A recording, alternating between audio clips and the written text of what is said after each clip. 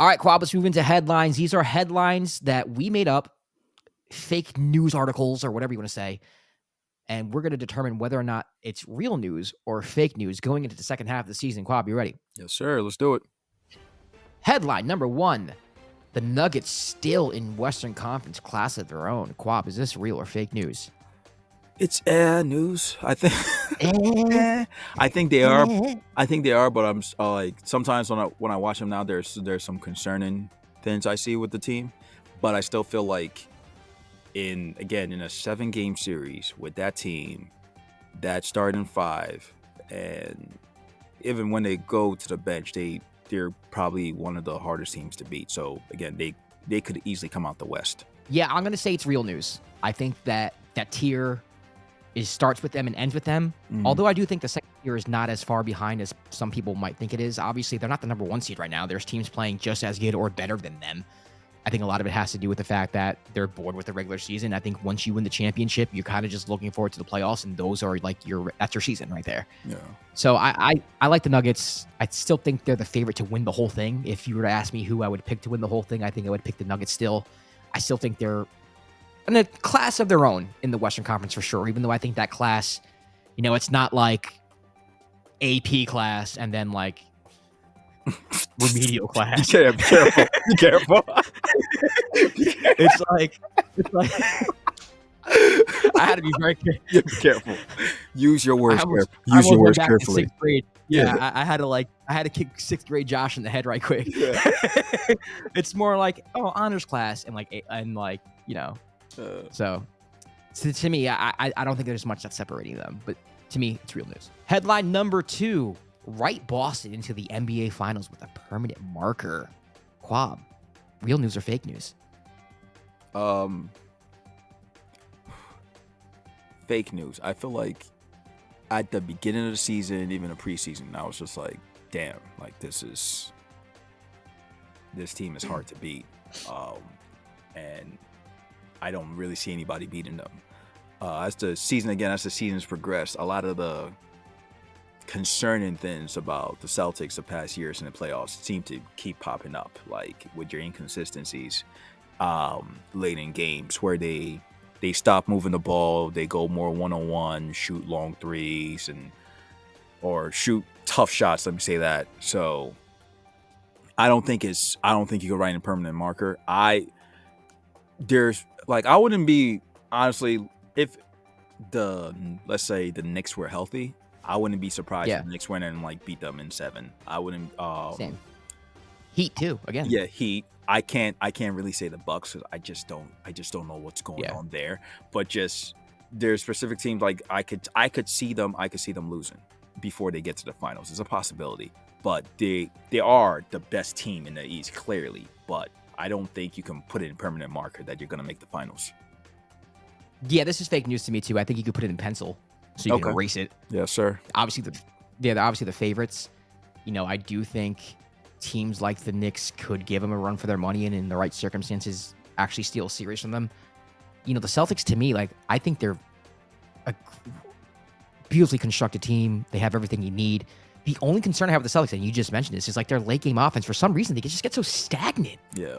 And Jason Tatum just settles for these long jumpers, and he doesn't really always create for others or get the easiest shot possible. And it's, Jason Tatum is one of the best players in the league for sure. I picked him to be the MVP to start the season. Yep. But you got to get better shots than what he gets at the end of the game. The team has to get better shots at the end. And when you're going against a team like the Knicks, no, I don't think the Knicks are better. But OG is going to be guarding you at full strength. That's going to be a team that's playing defense. You know what I mean? This is a team that you're going to have to break down and get a good shot against, not be stagnant and take a step back 3 and expect to win 4 out of 7. It's just not going to happen. So I do think they're the best team in the East for sure. But I don't think if I'm a Celtics fan, I'm actually counting my blessings the fact that the Bucks are such a mess right now, because to me, if the Bucks had their ish together, I would pick the Bucks. I would, just based off late game offense myself. But I think they play in the Eastern Conference where the teams aren't as good as the West, so they can kind of skate by playing a little less than what they should be playing. But pencil, not permanent marker. Headline number 3, the Doc will find a way to repair the Bucks. Kwab, real or fake news?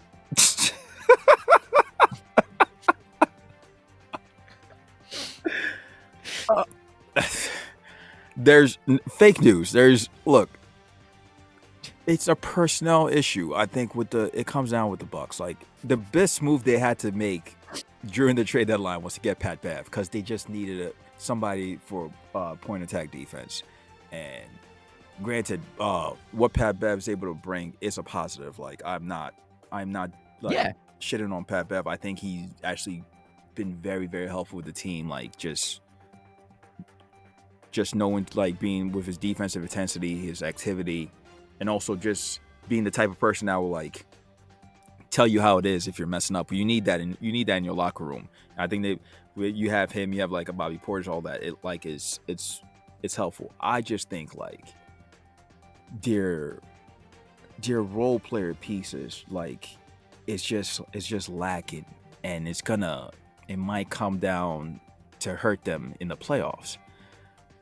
With all this, like they've been, when you look at the team, you're like, yo, they're struggling. You're not playing that well.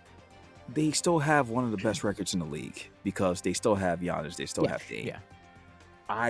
I don't know if Doc's magic can save them, like in the playoffs. I feel like, again, I said this before earlier on in the episode, I feel like they're the type of team where I wouldn't be surprised if they're like in the Eastern Conference Finals or even the finals. But I definitely wouldn't be surprised if they lose in the first round, depending on matchups. Those are both strong possibilities with this team. I'm going to say Fox News fake news. Like, that's how fake news it is. It's like the fakest news of all fake news. Michael Jordan of fake news. Michael Jordan of fake news. Yeah, this is not happening.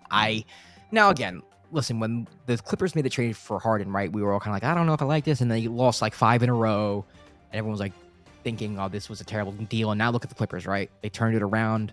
That whole start to the Harden era is now kind of like forgotten about. And they've played like the best team in basketball, like frankly, since, that losing streak to start the Harden era. I don't think the same thing's going to happen. Mainly because like Doc came in to kind of fix the defense. And this is no slight on Dame, man. But like when Dame Lillard's your point guard, there's only so much you could do at the point of attack. And I think Drew Holiday was just immensely important for them. Dame is a great player on his own. He's, one of the best 75 players ever played the game, according to some people. That was mean. but I don't think let me take that back. He's one of the best players to ever play the game, but I don't think I don't say fits this team. I think he fits his team offensively, but I do think a large part of this team's success was playing drop coverage with Drew Holiday navigating around screens and Booker Lopez protecting the rim and Giannis being able to freelance, and help and protect the rim himself. But, when you don't have that pressure on the drop coverage, or when you have someone pointing attack defense just constantly getting blown by, it changes everything. You're just constantly in scramble mode. And I'm not saying Dame is the only weak link on defense. I'm not saying he is the problem. But you had the best defensive guard in the league on your team to prevent like this from happening. And I don't think you can fix that. I just don't. I know you bring in Patrick Beverley to kind of fix that, but you're going to play Dame and Beverley at the same time late in the game? Yeah, they probably might. Also, they just signed Danilo Gallinari, so that's going to... Oh, yeah. That's so much speed on the perimeter. Just got to rev that up. Come on. Yeah. I mean, I don't know. I just don't see it happening. And then I just don't have faith in Doc. Like, his resume doesn't show me that he's like this, coach who can just immediately turn your roster around. He doesn't have that type of success. He doesn't. He's constantly failed in the playoffs. He's blown big leads. He's had teams that I think should have won championships, and he's won one to his credit, but that Celtics team should have had more than one. I think the Clippers should have had at least one. The Sixers should have been better under him. He's just not... I think he's a well-respected mind. I think he's a respected man and a coach, but he's not... I don't think he's coached to turn this around. I don't. So I don't think he's going to find a way to repair the Bucks. I think he's going to come out of the hospital room and look Bucks fans in the eye and say, didn't make it. Didn't make it. I think would have been... With the situation with Doc, it might have been better if he came in like not preseason, like before the season started. And because coming in at this stage and try to, I guess, implement whatever you're trying to implement, it's so hard. You don't have a lot of practice time and all that. So maybe, like you said, maybe things will turn around after this All-Star break. But like we're on the same page when it comes to that. We don't think so. All right, final headline. Headline number 4, Father Time has defeated the Lakers and the Warriors. Real or fake news? Fake news. With the Warriors, there's injuries with Clay, some self-inflicted stuff that's going on with the team. in terms of Yeah. coaching and like Draymond being out. When you're fully healthy and everything is like rolling, they still you could look at it and be like, oh, that's still a very good team in there somewhere. There's still a good team in there Yeah. somewhere. With the Lakers, Darvin Ham finally decided to start Rui and change the lineup around, and they've been on a bit of a win streak themselves.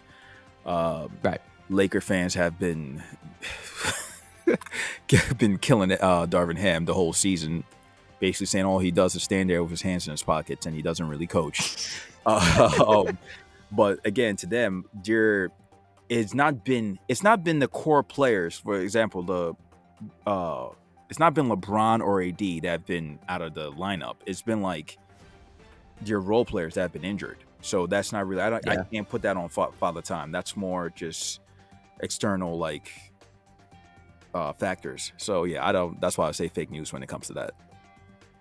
Yeah, actually, I'm going to say fake news too, and I'm going to take the same route that you did. Originally, I drafted this headline in a way where it's like, is LeBron too old to lead a team to a championship? Same with AD and Curry, same thing as well. But, the problems with both of these teams, like you said, aren't the old guys. It's not. I would argue with the Warriors, it's their youth, and maybe you can say Clay's age has something to do with it. But Draymond's still effective. Steph Curry's still Steph. He's been playing great lately. And then the Lakers, LeBron's still... he's not the LeBron that we know to be the best or second best player ever to play the game, but he's still top 10 player in the league. And Anthony Davis is, to me, the best defensive player in the league right now. No. So it's not them, right? It's Ham's rotations. It's the role players being hurt. It's just that group not meshing like they did last year. Austin Reeves getting to a slow start. And then you have the Warriors where it's like Jonathan Kuminga. What are we doing with him? What Steve Kerr's rotations look like? Draymond's punching people in the head. Like there's just a lot of other things outside of Father Time. But I do think Father Time has, a little bit of something to do with that here, just for the simple fact that, that the clock is ticking for both of these teams. And whether or not LeBron and Steph and them, they're playing well, that, we have to, it's kind of like the window shutting because of Father Time. Yeah. It's not shutting because of the roster. You can retool and come back next year or the year after. But at the end of the day, it's starting to defeat you because how long is AD? How long is LeBron? How long is Steph going to play like this? So it's a weird thing where it's like, yeah, they're not the problem. Father Time's not the problem right now, but Father Time is creating the urgency, if that makes any sense. Yeah, I agree with that. Yeah, it's creating the urgency where it's just like you said, how many more years can they be this consistent on the court? So in order for that to be a thing, you have to make sure everybody else is on the same page as them. Like, right. It's just I think that's part of the the frustration with like LeBron subtweeting all the time, or like when it comes to Golden State fans always saying like, yo, is there going to be a trade? Is there a move to improve this team? Because what the team is not right now might not be enough. Just because you look at their ages and how they're still producing, you don't know how much longer it's going to keep going.